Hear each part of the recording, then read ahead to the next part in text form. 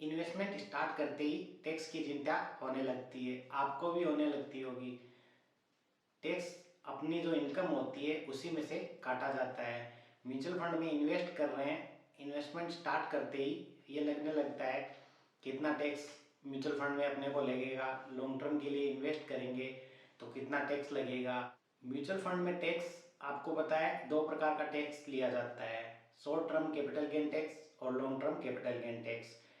Mutual fund में आपको income भी दो प्रकार से होती है, एक रिटर्न के रूप में और दूसरा डिविडेंड के रूप में। डिविडेंड वाले म्यूचुअल फंड में, म्यूचुअल फंड का अगर आप नाम देखोगे तो लास्ट में लिखा होगा डिविडेंड। डिविडेंड का अर्थ होता है कुछ पे आउट के रूप में आपके अकाउंट में क्रेडिट किया जाता है म्यूचुअल फंड हाउस द्वारा। आप किसी भी डिविडेंड वाले म्यूचुअल फंड में इन्वेस्ट कर रहे हो तो आपको time to time mutual fund द्वारा डिविडेंड के रूप में कुछ पे आउट आपके अकाउंट में क्रेडिट किया जाता है, वो भी आपकी एक इनकम है।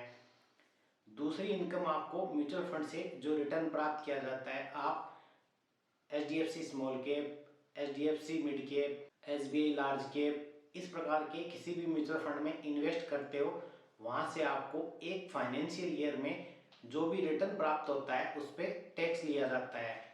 म्यूचुअल फंड में टैक्स तभी लगेगा जब आप म्यूचुअल फंड से पैसा निकालोगे। जब पैसा निकालोगे तो टैक्स तो लगेगा। आपका अगर रिटर्न अधिक होगा तो आपको टैक्स लगेगा, आपको रिटर्न ही नहीं मिलेगा तो टैक्स कहाँ से लगेगा। जब भी मैं अपने पोर्टफोलियो को शो करता हूँ, दिखाता हूँ किस प्रकार इन्वेस्टमेंट करना है, मैं किस प्रकार इन्वेस्टमेंट करता हूँ, बहुत कम अमाउंट इन्वेस्ट करके भी अपनी अच्छी वेल्थ बन सकती है। मैं आपको अपना पोर्टफोलियो इसीलिए शो करता रहता हूँ। अभी तक मेरे को म्यूचुअल फंड से कितना टैक्स लगा है आज की वीडियो में अपन जानेंगे। इस फाइनेंशियल ईयर में 1 अप्रैल 2023 से 31 मार्च 2024 के बीच में मेरे को म्यूचुअल फंड से जो टैक्स लगा है आज की वीडियो में मैं आपको वो शो करूंगा। म्यूचुअल फंड में टैक्स दो प्रकार से लिया जाता है, short term capital gain tax और long term capital gain tax. Short term capital gain tax 15% लिया जाता है। शॉर्ट टर्म एक साल का जो टाइम पीरियड होता है उस पर short term capital gain tax लगता है। मान लो आपने SBI small cap mutual fund में आज 1 लाख रुपए इन्वेस्ट किए, 2 महीने बाद उसकी वैल्यू 1,20,000 हो गई और आपने पैसा रिडीम किया यानी कि पैसा निकाला। आपको जो 20,000 रुपए रिटर्न मिला है उस पर जो टैक्स लगेगा वो 15% लगेगा, उसको बोलते हैं short term capital gain tax. Short term capital gain tax का टाइम पीरियड 1 साल रहता है। आज आपने इन्वेस्ट किया, आज से एग्जैक्ट 1 साल से पहले बीच में आप कभी भी पैसा निकालोगे, उसमें आपको जो रिटर्न प्राप्त हुआ उस पर जो टैक्स लगेगा वो short term capital gain tax होगा। और long term capital gain tax 1 साल के बाद लगता है। आज आपने पैसा इन्वेस्ट किया, आज से एग्जैक्ट 1 साल के बाद आप कभी भी पैसा निकालोगे तो उस पर long term capital gain tax लगेगा। Long term capital gain tax 10% लगता है। Long term capital gain tax का एक बेनिफिट रहता है, उसमें 1 लाख तक कोई टैक्स नहीं लगता। एक फाइनेंशियल ईयर में आपको 1 लाख तक के टैक्स की छूट मिलती है। अपन एक एग्जाम्पल के द्वारा समझते हैं। आपको 1 अप्रैल 2023 से 31 मार्च 2024 के बीच में 1,50,000 रुपए का रिटर्न म्यूचुअल फंड से प्राप्त हुआ। 1 लाख रुपए तक आपको किसी भी प्रकार का टैक्स नहीं लगेगा। 1 लाख से ऊपर जो आपको 50,000 रुपए रिटर्न मिला है उस पर 10% लगेगा। टैक्स आपको तभी लगेगा जब आप म्यूचुअल फंड से पैसा रिडीम करोगे। मैंने म्यूचुअल फंड से पैसे रिडीम करके देखे तो मुझे समझ आया कितना टैक्स मेरे को म्यूचुअल फंड से इस फाइनेंशियल ईयर में लगेगा। आपको आगे स्क्रीन पे दिखाऊंगा कितना टैक्स अभी तक मेरे को म्यूचुअल फंड से इस फाइनेंशियल ईयर में लगा है। अप्रैल 2023 से मार्च 2024 के बीच में जो मैंने पैसा रिडीम किया है उस पर कितना टैक्स मेरे को अभी तक लगा है वो आपको स्क्रीन पे दिखाई देगा। आपको ये समझना है, आप अगर लॉन्ग टर्म के लिए इन्वेस्टमेंट करोगे तो आपको 10% टैक्स लगेगा। आप अगर शॉर्ट टर्म में रिटर्न प्राप्त करते रहोगे, रिडीम करते रहोगे तो उस पर आपको 15% टैक्स लगेगा। Short term capital gain tax 15% और 1% एग्जिट लॉट चार्ज AMC द्वारा भी लिया जाता है अगर आप 1 साल से पैसा पहले रिडीम करते हो। तो आपको लॉन्ग टर्म में इन्वेस्टमेंट करने के काफ़ी सारे बेनिफिट है। आपको 1% एग्जिट डॉट चार्ज एएमसी को नहीं देना पड़ेगा अगर आप 1 साल से अधिक समय के लिए इन्वेस्ट करोगे। दूसरा, आपको 5% कम टैक्स आपको देना पड़ेगा। Short term capital gain tax आपको 15% और long term capital gain tax आपको 10% लगेगा। तो 5% का टैक्स तो आप वहीं सेव कर लोगे। और long term capital gain tax में 1 लाख रुपए तक टैक्स फ्री रहता है। जो भी रिटर्न मिलता है एक फाइनेंशियल ईयर में, आपको 1 लाख तक कोई टैक्स नहीं देना पड़ेगा। म्यूचुअल फंड से अपने को एक फाइनेंशियल ईयर में जो भी रिटर्न मिलेगा वो एज ए इनकम काउंट किया जाएगा। मान लो आपकी साल की इनकम 5 लाख है और आपको म्यूचुअल फंड से 2 लाख रुपए का 1 साल में रिटर्न मिला। एक फाइनेंशियल ईयर की मैं बात कर रहा हूँ। 5 लाख आपकी टोटल जो सैलरी है उसमें 2 लाख रुपए आपको जो रिटर्न प्राप्त हुआ वो एज ए इनकम काउंट किया जाएगा। हाँ, आपको ये ध्यान रखना है आपकी इनकम में जो टैक्स रहेगा वो अलग रहेगा और म्यूचुअल फंड से जो रिटर्न प्राप्त किया उस पर जो टैक्स रहेगा वो अलग रहेगा। म्यूचुअल फंड में टैक्स तभी लगेगा जब आप पैसा रिडीम करोगे, और रिडीम तो कभी ना कभी तो करना ही होगा। तो जब आपको रिक्वायरमेंट रहती है तब आप पैसे निकालते रहिए। ये ना सोचिए कि पैसा रिडीम करूँगा तो टैक्स लगेगा। अपनी जो इनकम है, अपनी जो वेल्थ है वो बननी ज़्यादा ज़रूरी है, ना कि टैक्स के बारे में ज़्यादा सोचना चाहिए। मैं ज़्यादा टैक्स के बारे में नहीं सोचता, जितना लगना है उसमें अपन कुछ नहीं कर सकते। तो अपने को ये समझना ज़रूरी है कौन से टैक्स में अपने को ज़्यादा बेनिफिट है। Long term capital gain tax में अपने को अधिक बेनिफिट है, क्योंकि long term capital gain tax short term से 5% कम भी लगता है और उसमें 1 लाख रुपए तक की छूट भी रहती है। जब भी मैं वीडियो अपलोड करता हूँ तो यही कमेंट आता रहता है, महीने की कितने रुपए की एसआईपी कर रहे हो, कब से इन्वेस्ट कर रहे हो। यही कमेंट मेरे को बार बार देखने को मिलता है। मैंने काफ़ी रिप्लाई भी दिया और हर वीडियो में बताता रहता हूँ मैं पिछले 5 साल से अधिक समय से म्यूचुअल फंड में इन्वेस्ट कर रहा हूँ और मैं मैक्सिमम अमाउंट एसआईपी के द्वारा ही इन्वेस्ट कर रहा हूँ।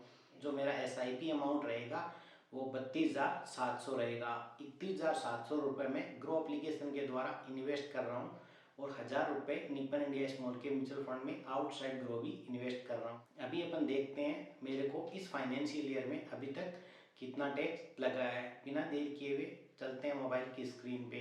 वीडियो पसंद आए तो वीडियो को लाइक करके अपने दोस्तों के साथ शेयर करना ना भूलें। अभी आप स्क्रीन पे देख पा रहे होंगे ये मेरे म्यूचुअल फंड का पोर्टफोलियो है। पोर्टफोलियो में पोर्टफोलियो एनालिसिस करके टैब है, उस पर क्लिक किया है।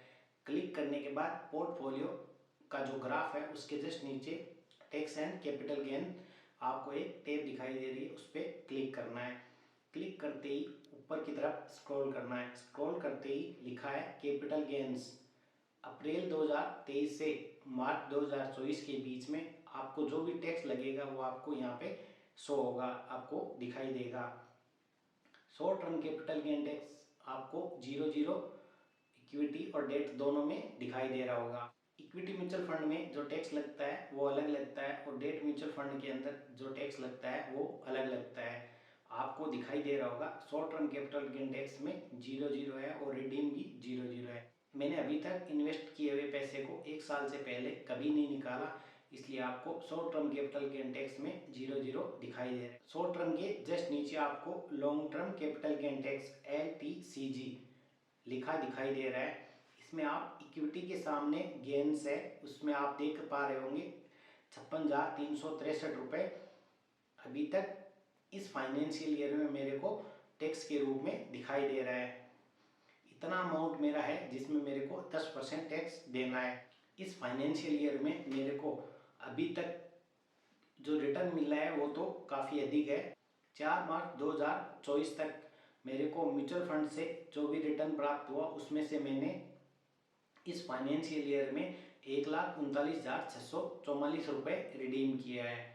मेरे को म्यूचुअल फंड से रिटर्न 1,56,363 रुपये प्राप्त हुआ।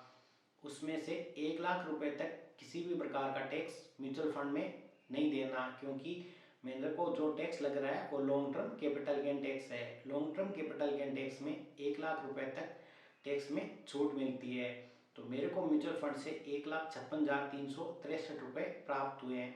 ये जो ऊपर के 56,000 हैं उस पर मेरे को 10% टैक्स लगना है। जब मैं फाइनेंशियल ईयर खत्म होने पे अपना इनकम टैक्स फाइल करूंगा, उस समय मेरे को एज ए इनकम ये जो मेरे को म्यूचुअल फंड से रिटर्न प्राप्त हुआ है वहाँ पे शो करना है। ये जो आपको 56,363 रुपये स्क्रीन पे दिखाई दे रहा है, इस पे मेरे को 10% टैक्स लगेगा। 5,636 रुपये मेरे को इस फाइनेंशियल ईयर में अभी तक टैक्स लगना है। आज जब मैं वीडियो बना रहा हूँ 4 मार्च 2024, अगर मैं अभी और पैसा म्यूचुअल फंड से इस फाइनेंशियल ईयर में निकालूंगा तो ये जो टैक्स है वो इंक्रीज होगा। मैं इस फाइनेंशियल ईयर में और म्यूचुअल फंड से पैसा नहीं निकालूंगा तो मेरे को 56,363 रुपये एज ए इनकम जब मैं ITR फिल करूंगा उसमें मेरे को शो करना है। मेरी जो इनकम है उस पर टैक्स अलग लगेगा और जो म्यूचुअल फंड से रिटर्न प्राप्त हुआ है उस पर जो टैक्स लगेगा वो अलग होगा। सैलरी पे जो टैक्स लगता है, जिस भी मैं इनकम स्लैब के अंदर आता हूँ उसके हिसाब से टैक्स लगेगा, और म्यूचुअल फंड में जो टैक्स लगेगा वो 10% सबको एक बराबर लगता है। जैसे ही मैं ITR फिलअप करूंगा उसमें मेरे को एज ए इनकम 56,363 रुपये इनकम के रूप में ITR में शो करना है। जैसे ही शो करूंगा तो मेरे को 10% टैक्स ऑटो में लगेगा। इस फाइनेंशियल ईयर के बाद जब मैं ITR फिलअप करूंगा तब आपको दिखाऊंगा ITR के कौन से सेक्शन में मैंने ये म्यूचुअल फंड से जो रिटर्न प्राप्त हुआ है उस पर टैक्स जो लगने वाला है वो कहाँ पे शो किया है। लॉन्ग टर्म के लिए आप इन्वेस्ट करोगे तो आपको 6% टैक्स वैसे ही कम लगेगा, क्योंकि short term capital gain tax में 5% अधिक टैक्स लगेगा और साथ में 1% एक्जिट डॉट चार्ज AMC द्वारा भी लिया जाता है। तो लॉन्ग टर्म में इन्वेस्ट करने के काफ़ी बेनिफिट है। अगर आपको आज का वीडियो पसंद आए तो वीडियो को लाइक करके अपने दोस्तों के साथ शेयर करना ना भूलें। मिलते हैं एक और नए वीडियो के साथ, तब तक के लिए जय हिंद जय भारत।